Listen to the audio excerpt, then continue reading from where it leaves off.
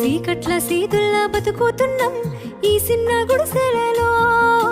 కంటోలు బియ్యమే తింటూ ఉన్నాం మన ఎలా లేదోరయ్యో.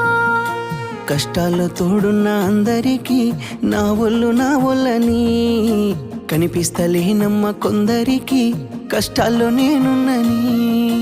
నా ఒళ్ళు నీ ఒళ్ళు ఏమున్నది అన్ని కాగితాల బంధాలు అవి. కాగితాలే జీవితాలనుకొని అయినోళ్ళనే వదులుకుంటారయ్యా.